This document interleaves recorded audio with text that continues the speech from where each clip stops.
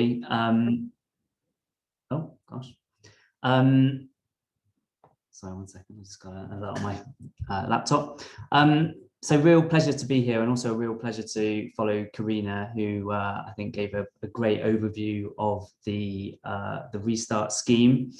We're sort of as a provider, we're in a slightly strange sort of place at the moment. So as Karina mentioned, the first conversations are happening with work coaches as of this week. We won't actually receive our first referrals until the 12th. So, at the moment, we're just in the process of onboarding a huge number of people as we start to deliver the program. Next slide, please. So just before I get into my brief presentation, just a little bit about Maximus for those who don't know us. So we're a leading provider of employment skills and disability programs around the UK, but also around the world. So we operate it across Europe, we operate in Australia and the US and various other parts of the world. Within the UK, we've been delivering employment support programs for more than 25 years. Some of you may also be familiar with the Remploy brand and the Remploy organization. So in 2015, Remploy joined Maximus, bringing about 70 years of expertise in supporting particularly people with disabilities and health conditions into the business. And we've combined the expertise of the two businesses as we deliver a range of different programs. In terms of the programs we deliver programs including the Work and Health program in Wales and London. So it's interesting to hear some of the conversations around the different types of provision available and how they align and how they fit together.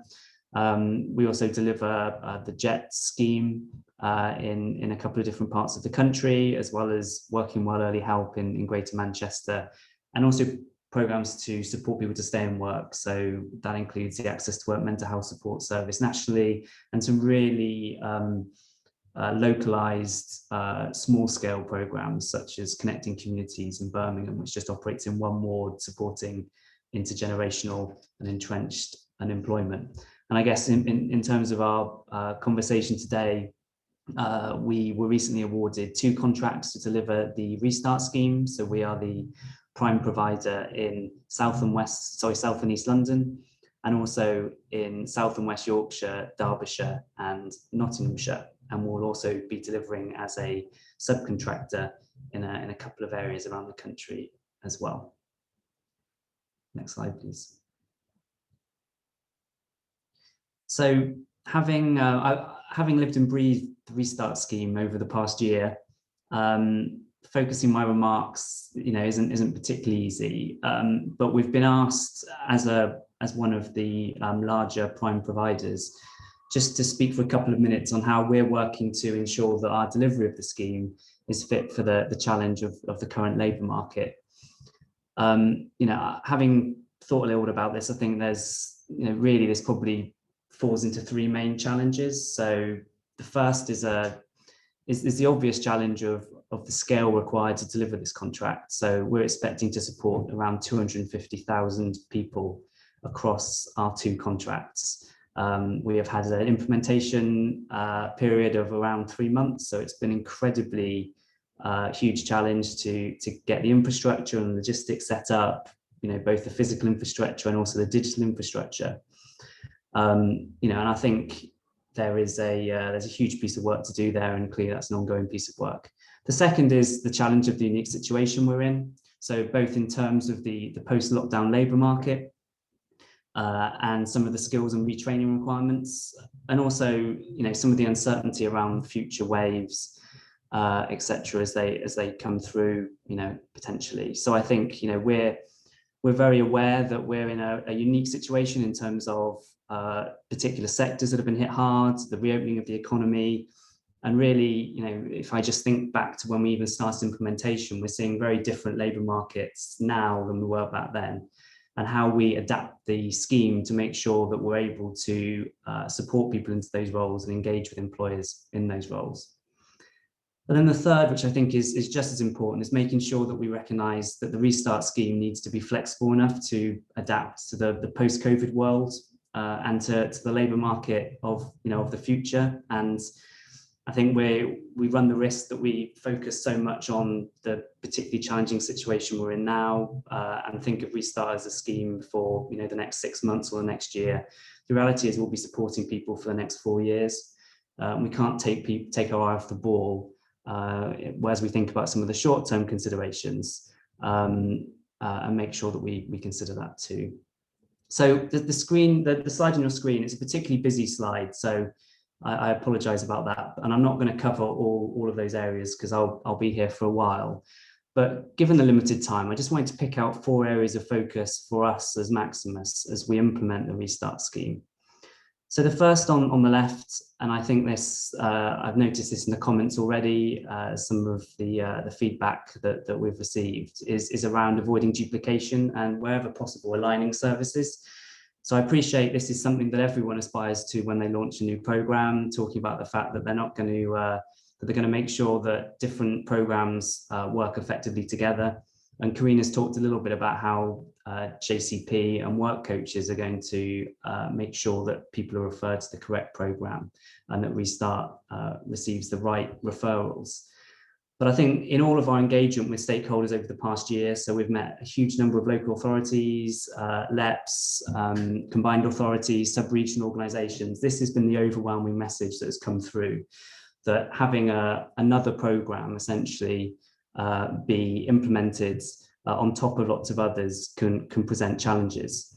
So in terms of that, we've adopted a principle that we won't replicate or duplicate structures or forums or initiatives if they aren't already there, if they're already there, sorry, and if they're working correctly, unless there's a genuine need or requirement to do so. So we've already been talking with some of the sub-regions in London and also in our northern contract package area to understand, what's the correct level of engagement in terms of potentially sort of sub-regions within the CPA. So, for example, in the South and West Yorkshire, Derbyshire and Nottinghamshire lot, making sure that understanding the LEP areas, making sure that we engage at that level. But also, if there are particular initiatives, such as in London, we know that there's a no wrong door approach that is used on a lot of different provision, making sure that we align and work with that as much as possible. And I think, just to pick up on something that was mentioned in the comments, I think that includes initiatives around employer engagement. I think a lot of feedback from local authorities is that, and also some local providers in colleges, is that they're doing an awful lot of this work already, and the last thing we want to do is to have another person knocking on the door. So again, wherever possible, we're joining the correct groups and we're coordinating activity and making sure that our staff are focused on that. And then I guess just alongside that, we're investing more resource in this than we ever have before. I think some of the learning from the work programme and some previous provision is that we talk about partnership working, and then in reality, some of what we see is quite limited. So we've got an entire dedicated team that we're focusing on that, just to make sure that we walk the walk on that. And any organisations on this call, we're really keen to talk to you if you're in the right area. And I guess the last piece around that is around co-locating wherever possible. So going back to the whole no wrong doors approach, etc. We've made sure that we're co-locating local authority sites with local organisations to make sure that we're taking services to an individual. So linked to that is a second area of focus, which is the piece around supported by specialists. So I think in terms of our delivery, we're really working at 3 levels, working with partners at 3 different levels. So we've got some national partnerships to support with some of the topics that you can see there. So we've partnered with some large college groups, we've partnered with with REC, and we've also partnered with an organisation called Cowrie, which is really focused on behavioural science, so that we can support individuals, encourage and engage individuals in ways that work for them. And we've been thinking about some of the different cohorts and groups around that. So that's certainly an area that we're focused on. We've then got our direct delivery partners. So we've got our supply chain partners. So that's local authorities, local charities, and existing providers. And then we've also got our our local partners. So I think probably something which we think is quite unique about our organization is that we've developed very large partnership networks in each area. So we're working with about 250 different local charities and SMEs to allow them access to our participants, so that if an individual needs support, again, we're not duplicating and recreating a training program or a local mental health service or whatever it might be. We can just directly refer and fund local provision effectively. And like I said, we've developed a really broad range of partners to help support us with that.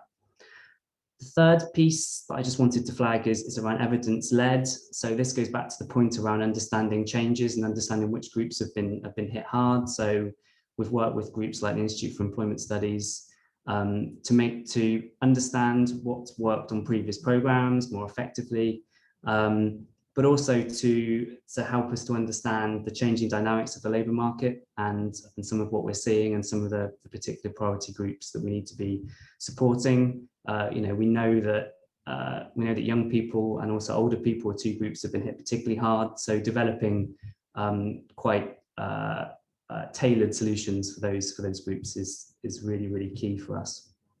And then the fourth and final area that I wanted to flag was around digital enablement. I think this is a really important area that it's important that we incorporate. As Karina mentioned earlier, there is an expectation that individuals will meet face-to-face every 4 weeks on the Restart scheme, but also and there'll be fortnightly engagement at a minimum through other methods. But I think we want to, first of all, make sure that for individuals that prefer to have online engagements or remote engagement, that's possible, and that we encourage them to do that. But also with dedicated resource to support individuals that don't have the digital skills that are required. So I think that's something that we're acutely aware of, particularly for some of the cohorts of longer term unemployed who will need training in digital skills to be able to access the jobs of the future, which may be different from the sectors that they're currently in. And the final slide, please. And then just finally, just to mention, this was I mentioned it briefly before, but just to mention it again, we've developed a large network of community partners, and there's a couple of reasons why we think this is a really effective scheme, approach there. But if anybody, any organisation on here is interested in engaging with us on that, we've committed to spend millions of pounds through the community partnership network to support SMEs, local organisations, and to support our participants to be able to access services. We'd be really keen to talk to you about that. And that's a brief overview. I appreciate it was a little bit whistle stop because it's quite hard to pull your entire sort of restart approach into 6 or 7 minutes, which I failed at, but happy to answer any questions. I think, Tom, you did very well, actually, given the time. Thank you very much for that presentation. We do have a question, and I also have a question. Deb, once again, is typingly vocal on the chat, which is wonderful, and is asking around, there's going to be lots of people with mental health challenges, losing income for the first time ever, being out of work, not even contemplating in their whole career and life that this would happen to them. So what provision do you have and what facilities would you promote, as it were, for individuals that need support around the mental health agenda? Yeah, I mean, it's going to be, I think, particularly with some of the sort of groups of individuals that I mentioned, I think that's going to be a particular challenge, particularly amongst young people. We're seeing quite a lot of that at the moment. So in terms of our approach, I mean, a couple of things really. So just going back to the local organisations, I mean, actually, in terms of where we already have partnership networks with some of our existing programmes, like the Work and Health Programme or JETS, I think some of the provision that's accessed the most is community mental health support. So whether that is whether those are peer groups, whether those are whether that's through local charities and organisations, I think that's really how we'd want to do it rather than create something new. So I think that's probably our first our first point of contact. The other thing just to mention is that we've also put in place provisions so that everyone has access to, so I'm just seeing the questions pop up as I talk, so everyone has access to an online wellbeing tool. So if people want to be able to sort of self-manage some of the mental health or get wellbeing advice and support, they can. Tom, that's fantastic, thank you. And another question around kits, around special, not special stuff, but the opportunity to fund equipment so people can job search effectively. We all know that Restart is a better funded program than we've had in the past, certainly for quite some time. But what kind of are you doing to legislate for the need for those people that, and I think in this particular reference, are digitally excluded? So I know that we have put aside some funding to be able to directly support the buying of kit as required. So I think, and also, so I think there's that. So I think if individuals need some of the basic sort of digital tools and kit to be able to job search, for example, we'll support with that. I think one of the other benefits of co-location, in places like libraries, which is the sort of places that will be delivering the service, is hopefully as they all reopen, that people have access to IT and have access to places to be able to job search and that side of things too. So I think that's we're acutely aware of that, and we've also I think that's also another example of where if there are locally funded initiatives to be able to provide particular types of either IT training or actual kit, then we'll loop in and fund that too. Thank you, Tom. Yeah, and I think it is quite a significant issue around and outside that kit, isn't it? It's about the availability for broadband, particularly whilst we are in these lockdown scenarios. And I think as you say, as the country opens up and people get back to some sense of normality, whatever that normality is, there's the opportunity to utilise other facilities and services. And lots of people noting community involvement activities, people talking about very specific areas. I mean, lots and lots of chatter there about what people are doing and how they can get involved, which is really exciting. So, but without further ado, Tom, we have our final speaker, somebody I've known for quite a long time, a very long time actually, Victoria, who is the head of Jobs and Training at Clarion Futures, and I'm really interested to see what perspective Victoria can give us on this subject. So thank you, Tom. Over to Victoria. Thank you, Scott, and thank you, everyone. It's great to see you all this afternoon. I'm going to try and see if I can stay within the sort of 7 minutes. I will try very hard. We're not involved in Restart, but what I want to do is just kind of give you a sense of what Clarion Futures is doing to support our residents and wider community into good and sustained work, and what works in applying holistic approaches to employment and skill support. And then finally, how the Kickstart Gateway that we are leading, the success of that to date. So, next slide, please. So yeah, so Clarion Futures is the foundation arm for Clarion Housing Group, and Clarion Housing Group has 125,000 properties across England, and we work with we house more than 350,000 residents, working with over 170 local authorities, and also have an investment program of 13 billion in terms of our development program, sorry. Our key aim in Clarion Futures is transforming lives and communities, and we use a holistic approach to support the economic and social mobility of our residents. Next slide, please. So this slide shows you how we do this. So business and residents is a focus for all of our Clarion Futures team. So we have Clarion Futures, within Clarion Futures, we have Jobs and Training. We also have a communities team, and we have a money and digital team. And we also have 2 other support teams around social value and fundraising. So in terms of kind of the 5 strategic programs across the teams, all are aiming to support residents into work and training. That's our ultimate gain. We tackle financial hardship, including energy saving advice. We improve digital skills and online access. We also look at building communities and supporting placemaking. And a huge agenda for us is supporting our young people. There are national services, but we also have area-based programs. And specialist leads are for fundraising, social value, grants, volunteering, social investment, young people, as I said, which is a big focus for us, community assets, and apprenticeships. So that's kind of the approach that we apply in terms of working and supporting our residents through their economic and social mobility. Next slide, please. So in terms of jobs and training, which is the area that I head, we aim to offer a person-centered approach. And this means that all customers, not just our residents, that we work with are assigned a personal advisor.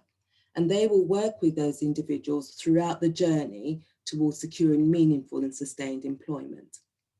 Working with the local and national employers is key for us securing potential opportunities for customers, and our internal job brokerage team work closely with customers and potential employers to provide the best job for the right person.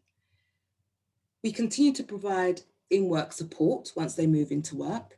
And also we do in-work or career progression, because we think that's really important in terms of being able to kind of support the sustained employment for our customers.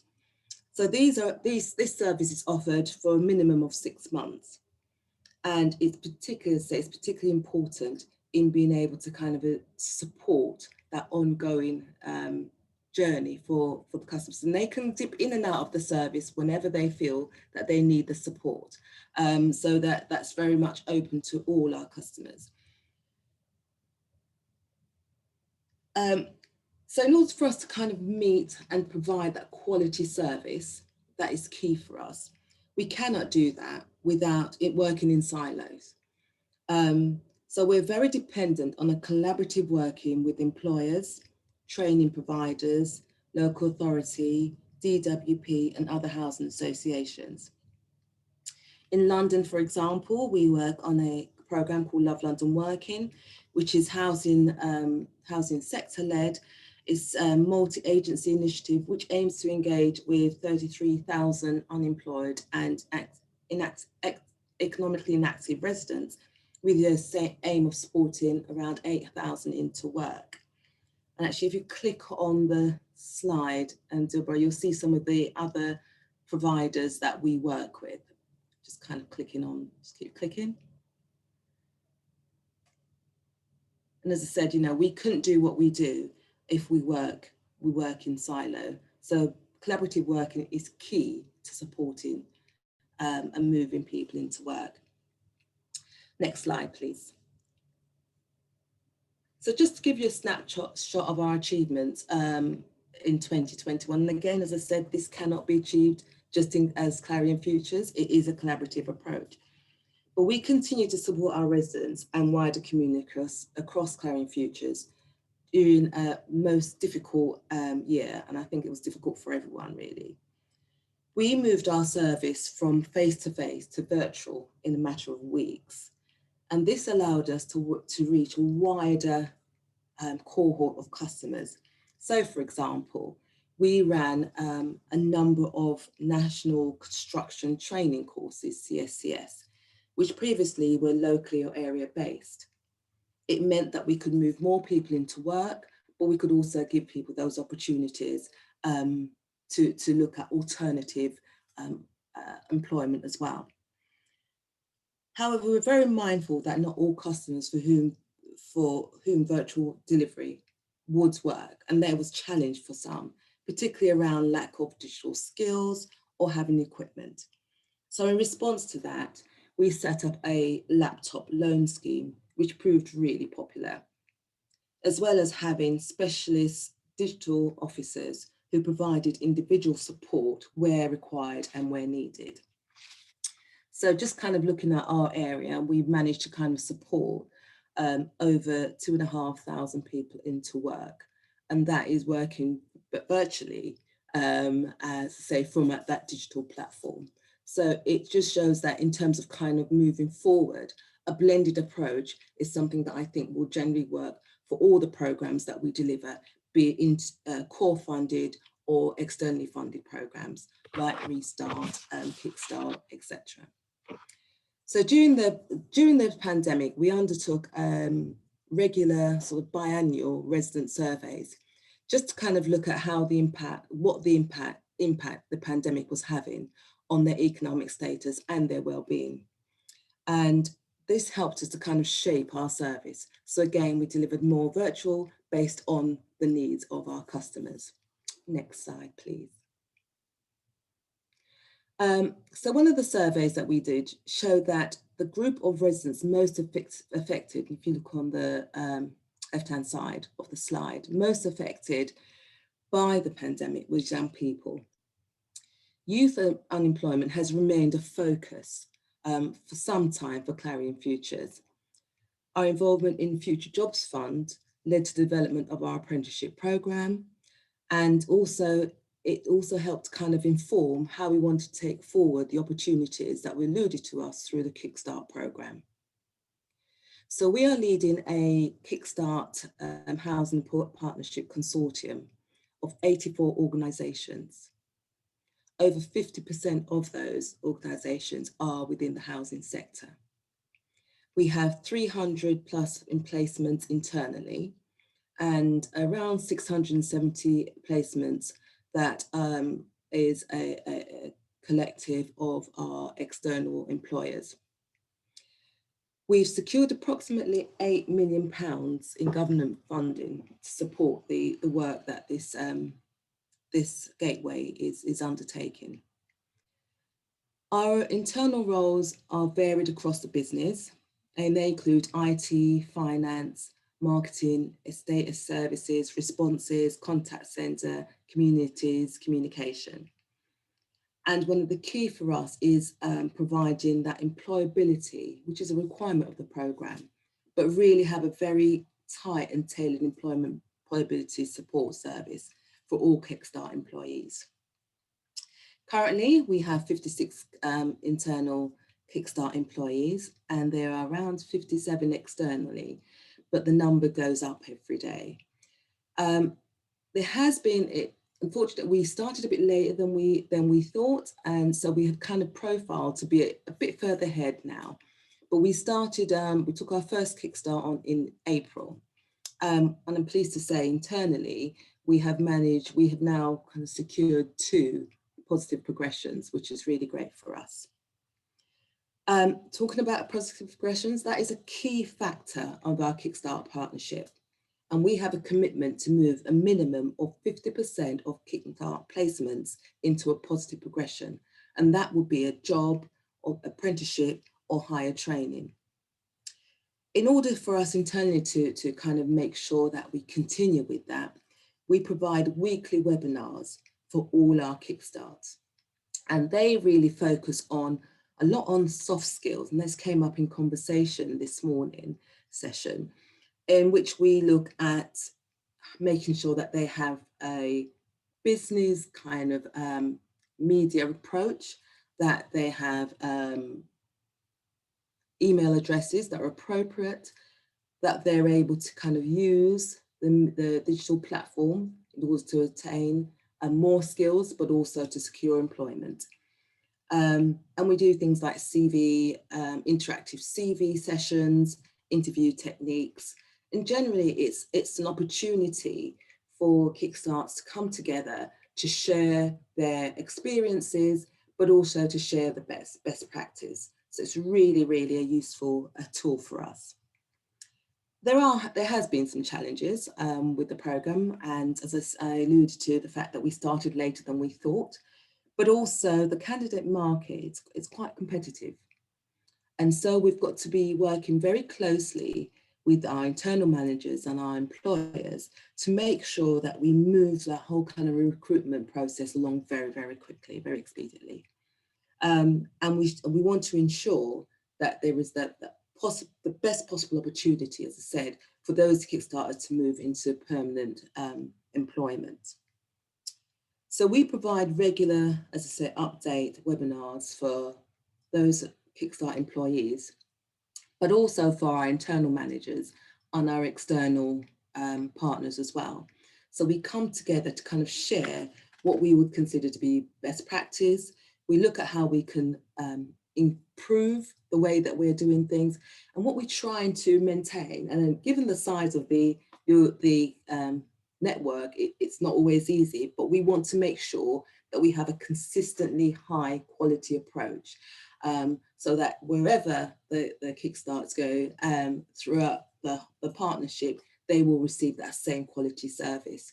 So what we are doing is where their partners are not able to provide the employability support, we will provide that on their behalf. So I think that kind of wraps it up really for us. And unless there are any questions, that's my bit on Kickstart. Thank you very much. Thanks, Victoria, and really useful, and actually really useful from a point of view of an organisation that's delivering that social value in a different way through the Kickstart scheme. And I think refers back to the Minister's comments this morning. Definitely a Kickstart will be instrumental in allowing more young people to access long-term work, and urges employers, and she was urging employers to keep young people on after the Kickstart placement ends. And you refer to that in terms of your progression opportunities for people to remain. And the other thing the Minister said this morning, which I'm really interested in, I don't want to get in the way in questions because we've got very little time left, is DWP's commitment to swap placements and actually enabling in old money, in the way that I remember, sector-based work academies, as it were, to provide training and learning so people are absolutely prepared and fit for purpose for the roles in which they want to progress into. So I just want to make those points. We do have a really quick poll, and then we'll come to a couple of questions. So if my colleague wouldn't mind.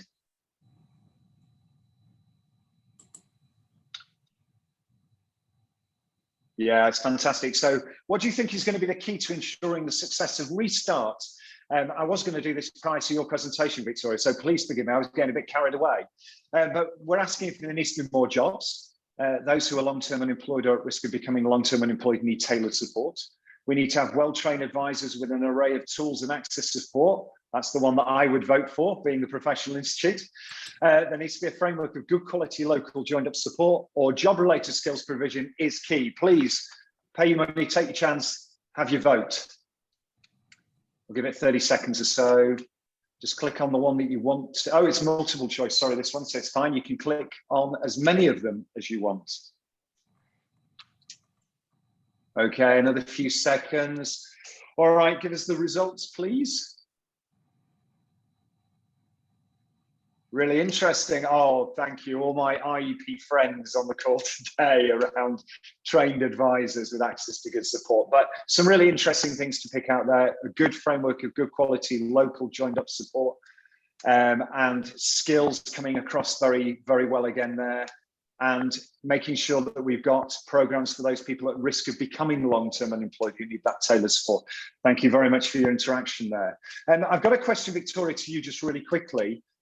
What particular strategies have been employed to support low-skilled, long-term unemployed people who face the combination of high housing costs in the private sector as well as high childcare costs to enable them finding good work? So what are you doing in a nutshell to address that problem? Okay, so what we have a number of, as I was saying, we can't do this in silos. So we have a number of training providers that we work with, and they will provide from basic skills, functional skills to vocational skills support. We also provide grants. We call the retrain grants for those of our residents who are looking to undertake training that is not currently being offered by us or our training providers. And we have a rework grant as well for those customers that are transitioning from being on benefits and moving into employment. And that would be supporting them with childcare, travel, and all those aspects. And again, we do look at providing help in identifying additional funding as well. We also have a business startup program for those that look at that as an option. And we also have funding towards that. So there's grants available. So where we can, we will support. We are trying to identify the support needed on a case-by-case basis. Thank you, Victoria. And I'm afraid we've run out of time. So I'd like to just bring this to the conclusion. Thank you very much. I've been Scott Parkin. It's really good to have had you here. Thank you very much to Karina from DWP. Thanks very much to Tom from Maximus UK. And thank you very much to Victoria from Clarion Futures. It's been a real pleasure to have hosted this session. Thank you very much to all of you. And I'm sure there are a virtual round of applause going on all the way around this session. So thank you very much. Enjoy what you go to next. And thank you.